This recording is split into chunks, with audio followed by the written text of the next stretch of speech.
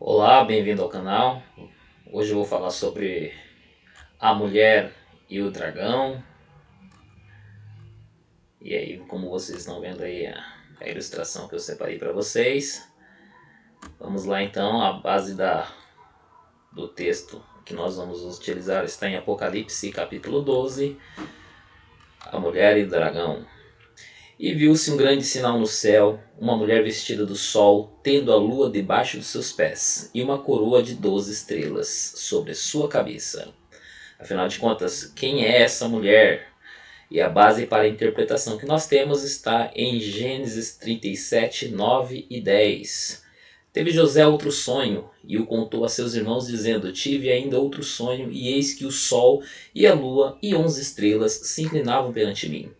Quando contou a seus pais e a seus irmãos, repreendeu o seu pai, e disse-lhe: Que sonho é esse que tiveste? Porventura viremos eu e a tua mãe e teus irmãos a inclinar-nos com o rosto em terra diante de ti? Percebe que para poder fazer a interpretação do livro de Apocalipse tem que ter tido uma leitura dos outros livros da Bíblia. Porque o que acontece? Uma linguagem voltada a conceitos que os judeus estão familiarizados.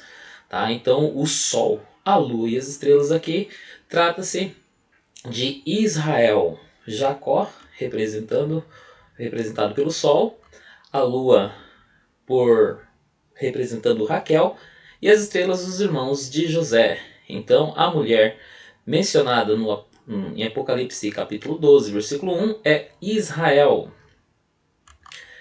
E estando grávida, gritava com as dores do parto, sofrendo tormentos para dar à luz. Então, esses tormentos para dar à luz compreende todo o período do Antigo Testamento a partir da promessa que Deus fez a Abraão, que lhe daria um filho. Tá? Quando ele menciona isso, estava falando dos seus descendentes, dos descendentes de Abraão. Então, o que acontece? Deus prometeu a Abraão que lhe daria um filho, e esse filho, no caso Isaac, dele sairia a descendência de Abraão. Né? E ele fez a promessa a Abraão que benditas seriam as famílias por causa dele. Tá? Todas as famílias da terra. Então Apocalipse capítulo 12, versículo 2. E aí tem uma ilustração. Uma mulher com dores de parto. Tá? Vocês veem que ela tem até umas estrelas, né, sobre a cabeça, representando as 12 tribos de Israel. E outra passagem, continuando, viu-se também outro sinal no céu. Eis um grande dragão vermelho que tinha 7 cabeças e 10 chifres, e sobre as suas cabeças 7 diademas. A sua cauda levava após si a terça parte das estrelas do céu. E lançou-as sobre a terra, e o dragão parou diante da mulher que estava para dar à luz, para que, dando ela à luz, lhe devorasse o filho. Né? Versículo 3 e versículo 4. Quem que afinal de contas é esse dragão? E aí eu coloquei uma ilustração para vocês. É o dragão parando diante da mulher, que estava para dar à luz, né? Como vocês veem, Israel. E o dragão representa nada mais, nada menos que Satanás. No próprio capítulo 12, no versículo 9, diz que ele foi precipitado, o grande dragão, a antiga serpente que se chama o diabo e Satanás. Tá? Então, esse dragão representa Satanás. Tá? E por que 7 cabeças? Né? A gente vai esmiuçar daqui a pouco sobre isso. Vamos lá, dando continuidade. No versículo 5, e deu à luz um filho, um varão que há de reger todas as nações com vara de ferro. E o seu filho foi arrebatado para Deus e para seu trono.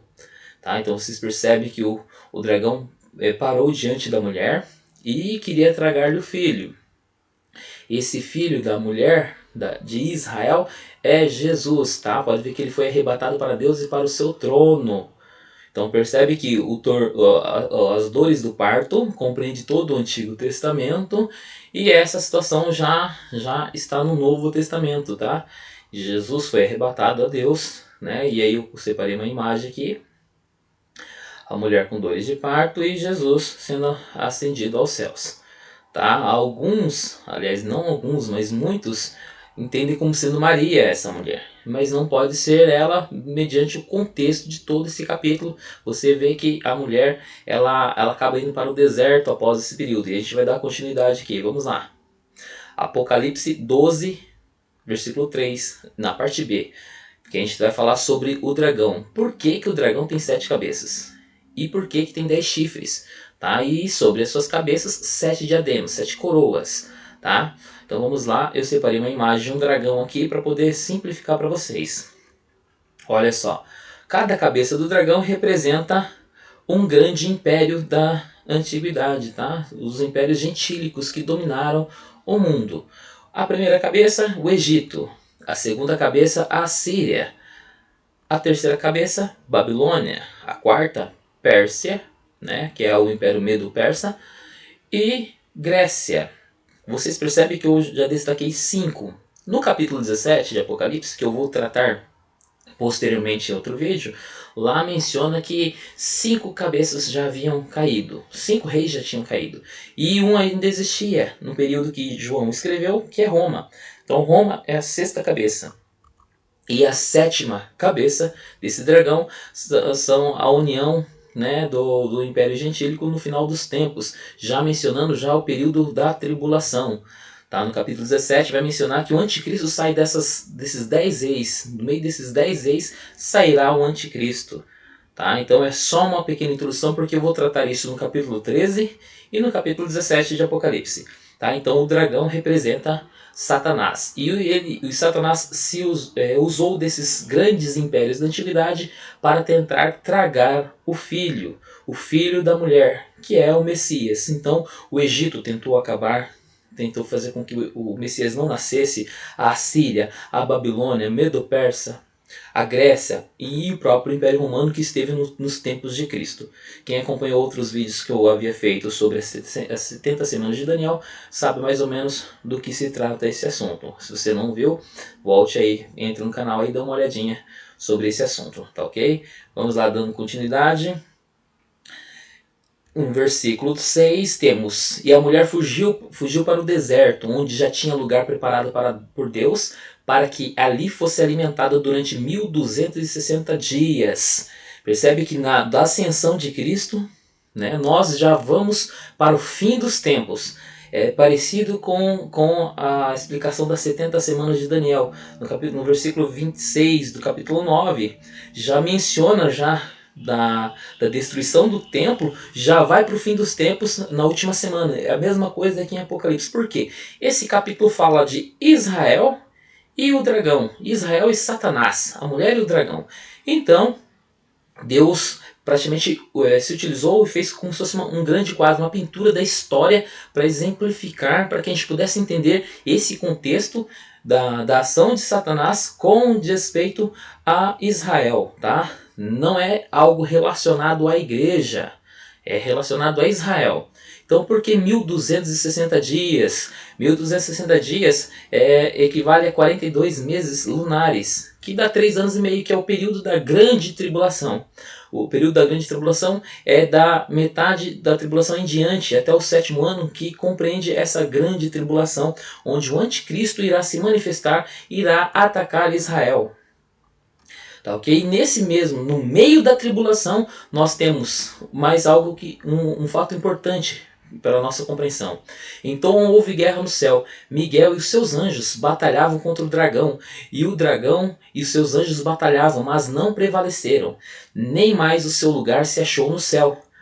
E foi precipitado o grande dragão, a antiga serpente, que se chama o Diabo e Satanás, que engana todo mundo. Foi precipitado na terra, e os seus anjos foram precipitados com ele. Então ouvi uma grande voz no céu que dizia: Agora é chegada a salvação e o poder e o reino do nosso Deus, e a autoridade do seu Cristo, porque já foi lançado fora o acusador de nossos irmãos, o qual diante do nosso Deus os acusava dia e noite. Percebe que só no meio da tribulação que haverá essa batalha de Miguel e o dragão. E aí, nesse momento, no meio da tribulação, que o diabo, Satanás, será precipitado na terra. Tá? Então, ele está diante de Deus nos acusando. E no período da tribulação, até o meio da tribulação, ele estará acusando os salvos, os crentes em Jesus. Eu vou voltar um pouquinho para que você veja que não é. Nesse capítulo 12, apresenta 2 situações em que Satanás é lançado. aliás, que ele sai do céu. Ó, viu-se também outro sinal no céu. Isso está no versículo 3. Eis um grande dragão vermelho que tinha 7 cabeças e 10 chifres, e sobre as suas cabeças 7 diademas. A sua cauda levava após si a terça parte das estrelas do céu, que são os anjos. Então você percebe que ele levou após si. Ele foi expulso do céu, mas o ofício de acusador ele ainda tinha. Por você vê no livro de Jó. Quando todos os anjos iriam apresentar aquilo que se tinha feito, Satanás foi no meio deles e acusou Jó. Lembra do texto? Quando Satanás fala, Deus pergunta para Satanás, vestes os meus servos Jó? E aí Satanás faz a sua abordagem contra a vida de Jó. Então o que acontece? Nós devemos ler a Bíblia num contexto, nos seus contextos, e ler inteira. Por quê? Nessa situação, né, desse primeiro versículo, ele foi expulso e está mencionando praticamente toda a história que nós temos na história bíblica.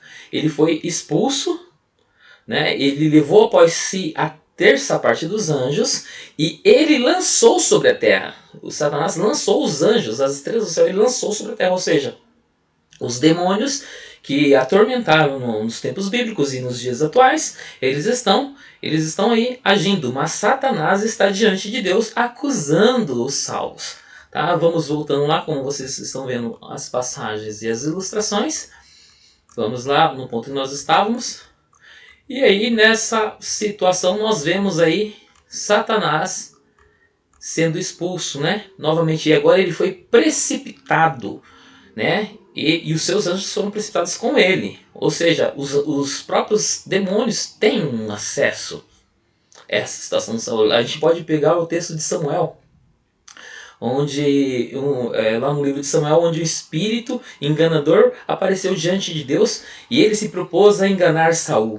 Tá? Então a gente tem que ter uma compreensão ampla das escrituras. Quando chega em Apocalipse, você deve ter lido todos os outros livros para poder ter uma melhor compreensão. Tá? Então os anjos precipitados, né? Então essa é a segunda vez no capítulo que apresenta Satanás sendo expulso do céu, e aqui nessa parte precisamente ele deixou o seu ofício de acusador. Então ele sabe que o seu tempo é curto, tá? Ele sabe que o seu tempo é curto. E isso nós vamos deixar para os próximos vídeos, que eu vou tratar também da questão do mundo e Satanás. Esse vídeo agora foi com respeito a Israel e Satanás.